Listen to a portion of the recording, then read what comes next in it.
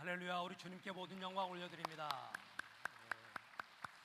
은혜로운 찬양 감사합니다. 찬양의 가사처럼 앞만 보고 십자가 보고 주님만 따라가며 살아가시기를 간절히 소원합니다. 주변 사람들에게 서로 축복의 인사 나누겠습니다. 하나님은 당신을 사랑하십니다. 받은 은혜를 잊지 맙시다. 뇌를 연구하는 과학자인 수젠 코킨이 어제가 없는 남자 HM의 기억이라는 책을 썼습니다. 여기 보시면은 뇌 과학자인 헨리 구스타프 몰레이슨의 이야기가 나오고 있습니다. 이분은 어려서부터 간질병을 앓았습니다. 치료하려고 부단히 애를 썼지만 고칠 수가 없었습니다.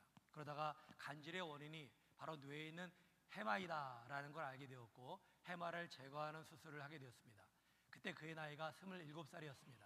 그런데 수술은 성공적으로 끝났지만 그만 실수로 기억을 다 잃어버리는 기억 저장 장치가 제거되는 그러한 잘못된 수술을 하게 되었습니다. 27살까지의 기억은 있지만은 그 다음에는 기억이 안 돼서 5분 단위로 기억을 다 잃어버리는 겁니다. 5분 동안의 기억은 나지만 그 다음에 5분이 지나면 다 잊어버리는 겁니다. 이렇게 1년, 2년, 3년, 10년, 수십 년의 세월이 흐르게 되었습니다. 이분이 할아버지가 되었습니다. 근데 날마다 여러 번 하는 질문이 있는데 같은 질문을 합니다. 내가 왜 여기 있나요? 나는 27살인데 왜 이렇게 내가 늙었죠? 그 의사들이 설명합니다. 할아버지는 어린 시절에 젊은 시절부터 간질병으로 고생을 했습니다. 우리가 수술해드렸는데 그만 수술을 잘못해서 간질병은 나았지만 기억을 저장하는 장치를 다 손상해버리고 말았습니다. 할아버지 죄송합니다. 아, 그래요? 5분 지난 다음에 또 그러시는 거예요. 내가 왜 여기 있죠? 내 나이는 27살인데 왜 내가 이렇게 늙었죠? 이런 일이 하루에 수십 번 날마다 반복이 된다고 합니다. 너무나 안타까운 일이죠. 간질병이 나은 건 정말 축하할 일입니다.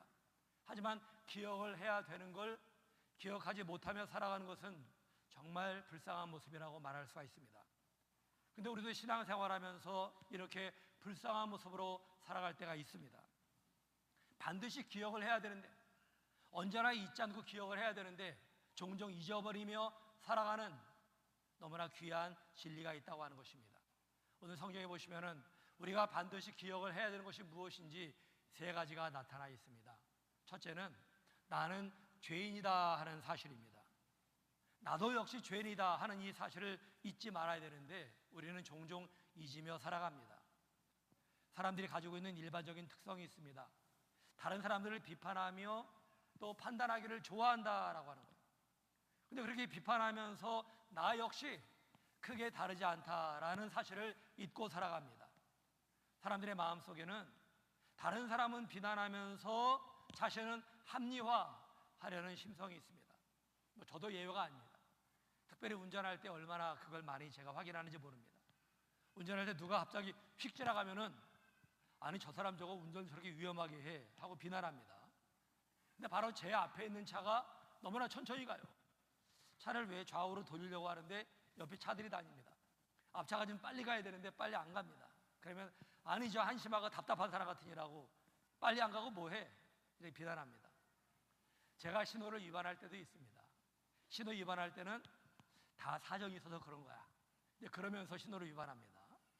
하지만 다른 사람이 신호를 위반하면은 저 사람 저거 준법적으로 착하구만 비난합니다. 사람들이 가지는 착각이 있습니다. 누군가가 잘못을 했을 때 비난은 잘합니다. 날카롭게 비난합니다. 그러나 나도 역시 죄인이다 라는 사실은 슬그머니 내려놓습니다.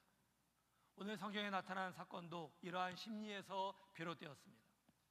어느 날 예수님이 성전에서 사람들에게 가르침을 주고 계셨습니다. 그러자 서기관과 바리새인이 간음하다가 현장에서 붙잡힌 여인을 끌고 왔습니다. 그리고 두려움에 떨고 있는 그 여인을 경멸하며 말했습니다. 율법에는 이런 여자를 돌로 쳐서 죽이라고 했습니다. 선생님의 생각은 어떻습니까? 그러자 예수님이 말씀하시기를 너희 중에 죄 없는 자가 먼저 이 여인을 치라 하셨습니다.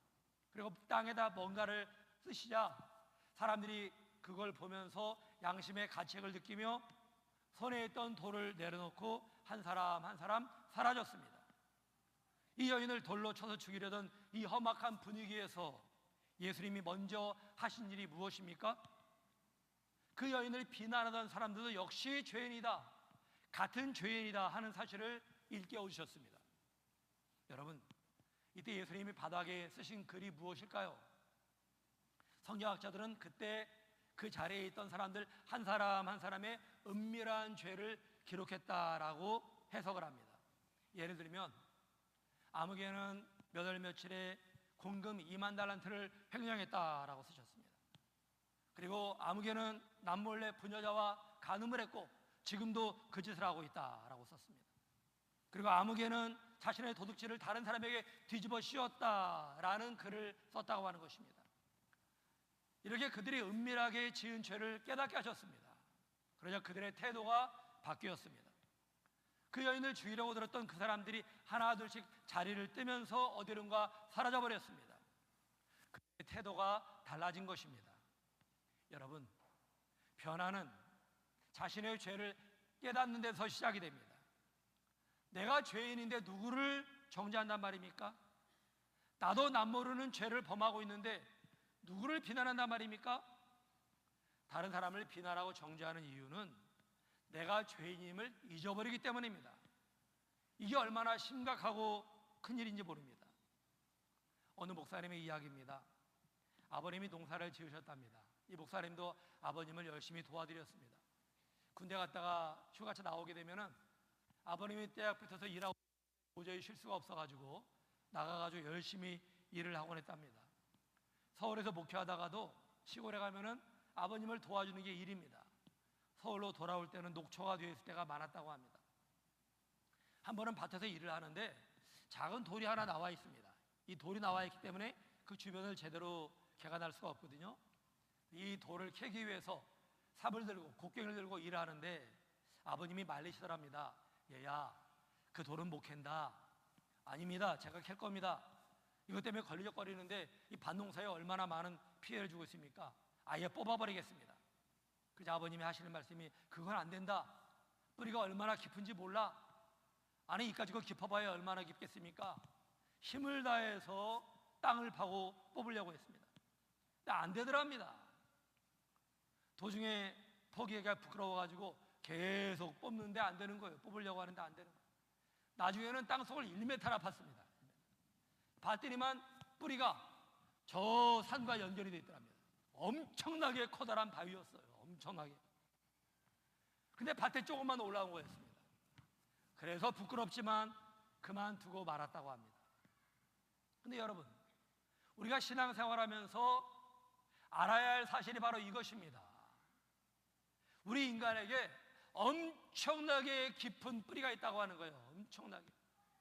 우리의 힘으로는 도저히 뽑을 수 없는 뿌리가 있습니다. 모든 사람에게 잠재되어 있습니다. 마음속에, 인격 속에, 우리 영혼 속에 깊이 뿌리를 내린 것이 있는데 그게 바로 죄성이라고 하는 것입니다. 죄성. 우리 인간은 이것을 뽑을 수가 없습니다. 도저히 뽑을 수가 없어요. 다윗은 말하기를 내가 죄악 중에 출생하였으며 모친이 죄 중에 나를 잉태한나이다. 나는 어머니 뱃속에 있을 때부터 죄인이다라는 거예요. 태어나기 전부터 죄인이었다라고 하는 겁니다. 죄 가운데 태어났다라고 하는 것입니다. 모든 사람이 그렇습니다. 다 그렇습니다. 겉보기엔 괜찮아 보이죠? 선해 보이죠? 고상한 인격을 가진 것처럼 보입니다. 하지만 우리 속을 들여다보면은 죄성이 남아있다라고 하는 거예요. 죄라고 하는 무서운 독소를 가지고 있다라고 하는 것입니다. 이 죄성은 사라지는 게 아닙니다, 여러분. 절대 사라지지 않습니다. 아무리 노력하고 아무리 기도하고 산에 들어가서 며칠 동안 금식을 해도 여전히 남아 있습니다. 예수님을 80년이 넘도록 평생 믿어도 이 죄성은 사라지는 게 아닙니다, 여러분. 우리가 구원받은 것은 하나님의 은혜로 받은 것입니다. 하나님의 은혜로 죄사함 받은 겁니다. 하나님이 우리 죄에 대해서 눈 감아 주신 거예요. 그냥 눈 감아 주신 거. 예수님이 피를 흘려 주셔가지고 우리는 여전히 죄를 안고 있지만 하나님이 눈 감아 주신 겁니다. 그래서 죄사함 받은 겁니다. 하지만 여전히 우리 속에 죄성이 있다는 사실을 알아야 됩니다. 우리는 단지 용서받은 죄인이다라고 하는 거예요. 이 사실을 잊어서는 안 됩니다. 근데 많은 사람들이 자신의 죄에 대해서는 눈을 감아버리고 남들의 죄에 대해서는 눈을 시퍼렇게 뜨고 살아갑니다. 세상 사람만 그런 게 아닙니다. 성도들도 그렇습니다.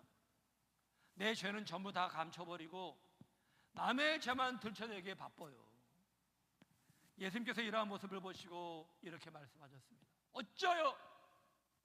형제의 눈 속에 있는 작은 티는 보고 내 눈 속에 있는 커다란 들보는 깨닫지 못하느냐.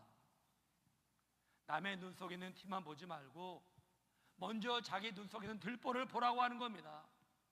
남의 작은 잘못을 들춰내려고 하지 말고 자신이 지은 큰 잘못을 보고 애통하라 하는 것입니다.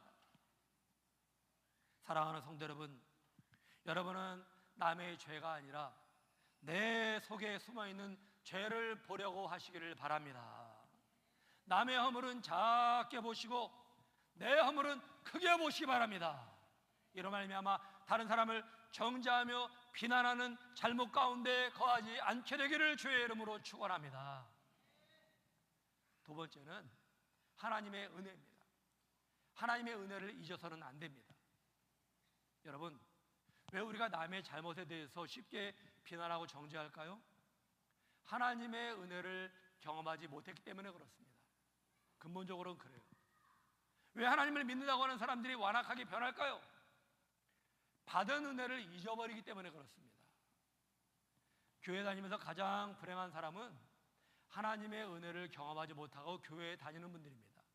그분들은 정말 대단한 분들이에요. 그리고 정말 불쌍한 분들입니다.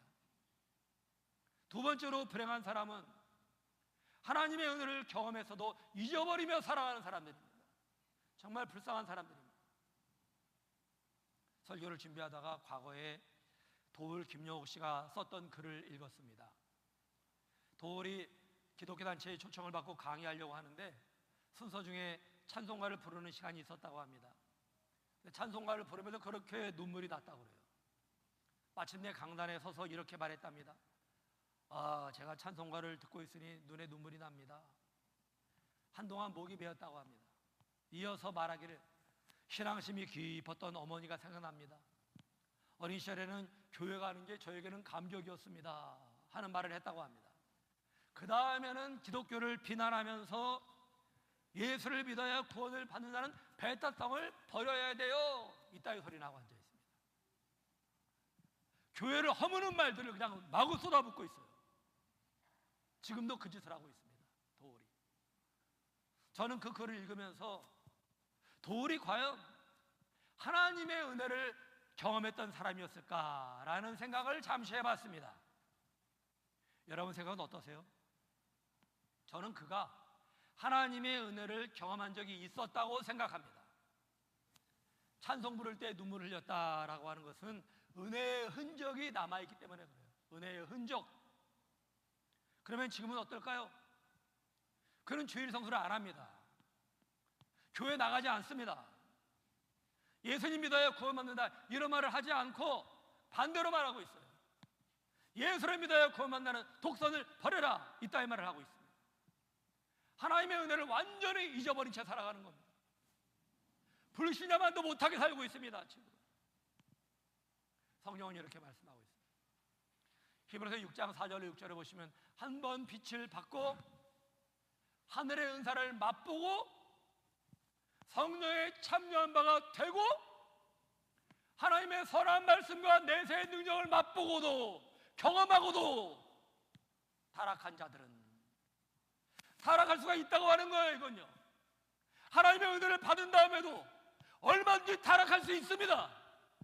이걸 알아야 됩니다. 여러분, 한 번 은혜를 받았다고 해서 안심할 수 없다고 하는 겁니다. 여러분 어떠십니까? 여러분 교회 다니면서 하나님의 은혜를 경험해 보셨습니까? 저렇게 빛을 받듯이 하나님의 빛을 받아본 적이 있습니까? 하늘의 은사를 받아본 적이 있으십니까? 말씀의 능력을 경험해 보셨습니까? 그렇지 못하다면 하나님의 은혜를 경험하는 귀한 역사가 함께 하시기를 축원합니다. 그런데 은혜를 받았어도 은혜 받은 것이 과거의 이야기가 되어버리고 과거의 사건이 돼버리고 지금 현재는 은혜가 메말라 있지 않습니까? 그렇다면 하나님의 은혜를 회복하시고 그 은혜로 말미암아 주님의 존재 앞에 보다 귀하게 온전하게 세워지는 이 귀한 역사가 함께 하시기를 축원합니다. 하나님의 은혜는 현재형이 되어야 되는 거예요. 현재형이. 오늘 본문에 보시면 사람들이 손에 돌을 들었습니다. 그들이 왜 손에 돌을 들었습니까? 이 돌로 여인을 쳐 죽이려고 든 거예요. 왜 그 여인을 죽이려고 했습니까? 그 여인이 현장에 가늠하다 잡혔으니까 죄인이기 때문에 죽이려고 손든 겁니다. 이게 다일까요? 그렇지 않습니다. 왜 손에 돌을 들까요? 그들에게 하나님의 은혜가 없었기 때문입니다. 사람은 누구든지 그렇습니다. 하나님의 은혜가 함께하는 사람은 손에 있는 돌을 놓게 되어 있습니다. 놓게 되어 있어요.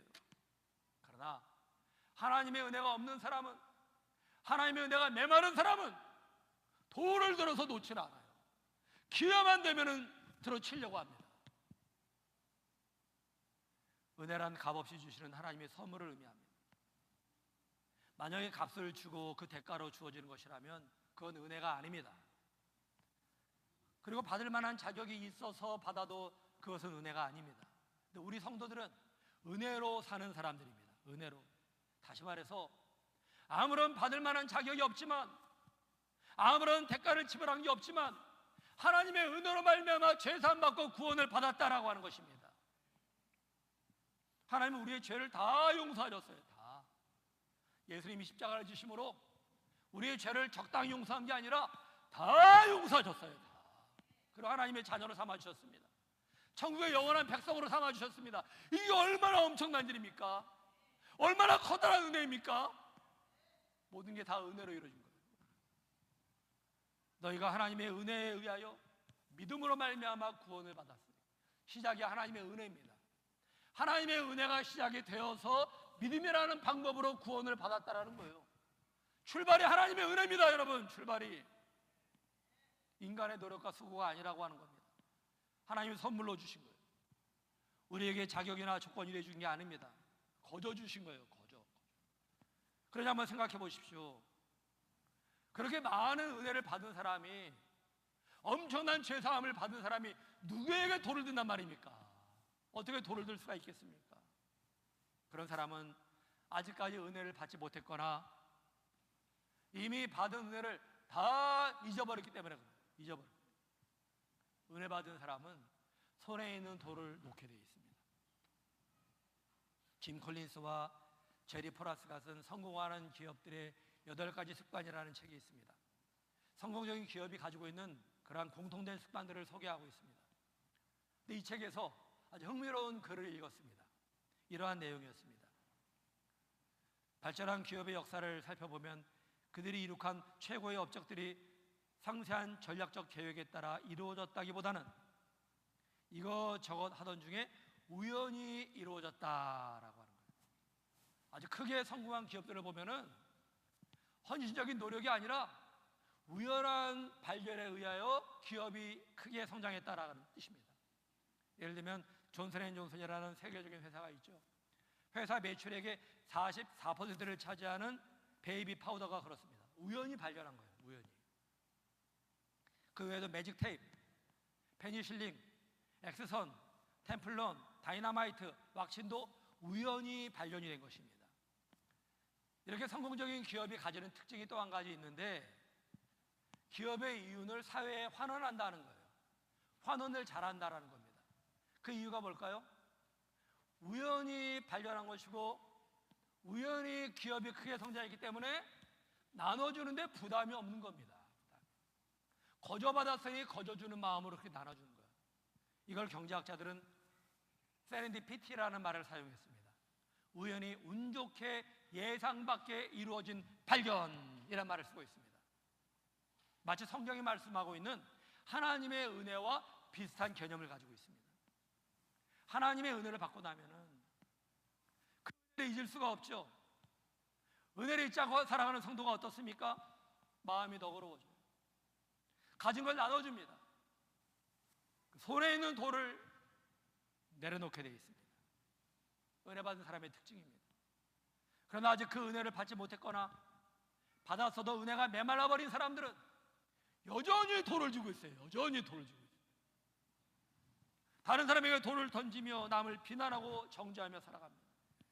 그에게 은혜가 메말라버렸기 때문에 그렇습니다. 그래서 하나님의 은혜를 받아야 되는 거고, 받은 은혜를 잊지 말고 사는 게 중요한 것입니다.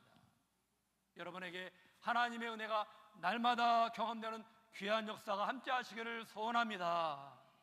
은혜를 받으신 분들은 평생 은혜를 잊지 말고 그 은혜 가운데 거하며 날마다 살아가시기를 주님의 이름으로 축원합니다. 끝으로 세 번째는 용서입니다. 용서를 잊지 말아야 돼요. 우리의 답은 항상 용서입니다. 용서. 누가 나를 괴롭히는데, 나를 못 살게 구는데, 왼수 같은 사람이 있는데 어떻게 하면 좋을까? 답이 뭐라고요? 용서가 답입니다. 항상 용서가 답이에요. 항상. 마태복음 18장에 보시면은 용서에 대한 교훈의 말씀이 나옵니다.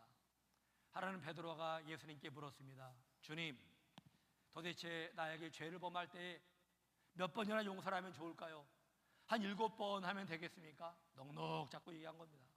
예수님이 그렇다 그럴 줄 알았는데 그게 아니라 예수님 말씀하시기를 70번씩 7번이라도 용서하라. 70 곱하기 7, 490번이거든요. 이건 490번 용서란 말이 아니라 무한대로 용서하라. 용서에는 한계가 없다, 끝이 없다, 계속 용서하라 하는 뜻입니다. 그런데 용서가 쉽지 않다는 게 문제죠. 저 역시 그렇습니다. 용서한다고 하지만 제 마음에 상처를 남긴 사람은 용서한다는 게 너무나 어려워요. 속으로는 용서해야지, 축복을 해야지 하면서 뜻대로 안 됩니다. 내가 얼마나 잘해줬는데 어떻게 이럴 수가 있어 하는 생각이 들면 다시 마음이 닫혀버립니다. 저도 모르게 축복보다는 그 사람의 앞길이 막혔으면 하는 마음을 가질 때가 있습니다. 그럴 때는 회개하죠. 그리고 내가 얼마나 교만한 사람인가, 나도 역시 죄인인데 하나님의 은혜가 아니라면 나는 아무것도 아닌데, 이러한 깨달음과 함께 전환이 이루어져요. 전환, 긍휼의 마음이 생겨나면서 축복을 하게 됩니다. 여러분, 용서는 신앙의 열매입니다. 신앙의 열매. 자신의 죄를 깨닫고 하나님의 은혜를 받은 사람들은 용서가 삶의 열매로 나타나게 되어 있다라는 것. 용서는 일종의 선심이라고도 볼 수 있어요. 값없이 은혜를 받은 사람이 값없이 주는 게 바로 용서입니다. 내 마음이 너그러서 용서하는 게 아니에요. 실은요, 내가 받은 용서의 분량이 많기 때문에 그 중에 일부를 떼어주는 겁니다. 그게 우리가 하는 용서입니다. 나는 1만 달란트라고 하는 도저히 갚을 수 없는 빚을 탕감받았거든요. 모든 사람이 하나님 앞에 엄청나게 많은 죄를 탕감받았는데 나에게 향하는 조그마한 죄, 100데나리온의 그 잘못을 용서해 주는 거, 그게 우리 사람들이 하는 용서라고 하는 겁니다. 우리가 하는 용서. 누구든지 하나님 앞에 내가 받은 용서가 얼마나 큰 것인가 이걸 깨닫는다면, 하나님의 용서 앞에 진지해진다면 다른 사람을 얼마든지 용서할 수 있습니다. 얼마든지. 남을 용서하지 못하는 이유는 내가 용서받은 게 얼마나 큰가 하는 걸 잊어버리기 때문입니다. 그러면 용서가 억울해져요. 억울해져. 내가 왜 용서해야 돼? 이런 마음이 생겨납니다. 하지만 내가 받은 용서의 분량을 생각한다면 다른 사람의 잘못에 대해서 얼마든지 용서할 수가 있다라고 하는 것입니다. 저는 여러분에게 남을 용서하라는 이 말을 성급하게 드리고 싶지 않습니다. 그 대신에 하나님의 은혜를 기억하라, 이 말씀을 하고 싶어요. 내가 받은 용서가 얼마나 큰 것인지를 생각하라, 이 말씀을 드리고 싶습니다. 예수님이 십자가의 사랑과 은혜에 젖어들라 하는 말씀을 드리고 싶습니다. 그럴 때 용서의 능력이 생겨나기 때문입니다. 유기성 목사님이 쓰신 예수님과의 행복한 동행이라는 책에 나오는 이야기입니다. 영국의 스로스체라는 사람이 교도소에서만 40년이 넘게 살았어요. 나갔다면 뭐 그냥 하루가 멀다 하고 다시 들어옵니다. 나가서 죄를 범하니까. 이러다 보니까 교도소에 수감된 그 해가 40년이 넘도록 교도소에 살았어요. 아주 추록하던 어느 날이었습니다. 교도소의 사람들은 모두가 그 사람 또 며칠 만에 돌아올 거야 라고 생각을 했습니다. 도무지 통제가 안 되는 사람이거든요. 이 사람은 추록 첫날 그는 구세군 숙박소에서 밤을 보내게 되었습니다. 마침 그날 밤에 전도 집회가 있었어요. 전도 집회에 참석하게 되었습니다. 갔더니만 예수 그리스도의 복음이 증거되는 겁니다. 바로 그 자리에서 예수님을 영접하고 성령 체험을 하게 됩니다.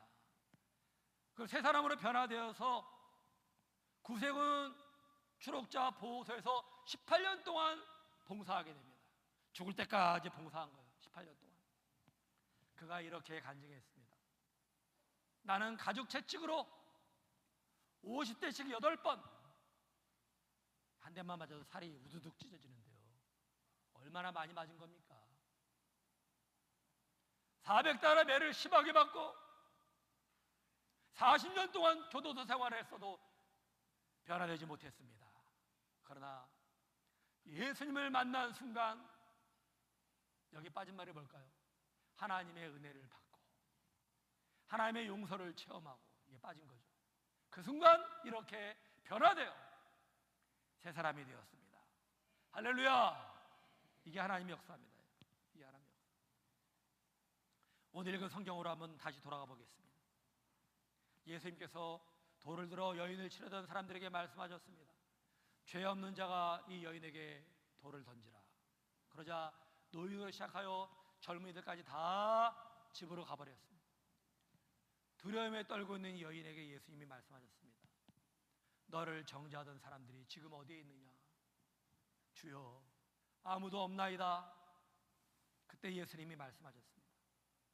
나도 너를 정죄하지 아니하노니 가서 다시는 죄를 범치 말라.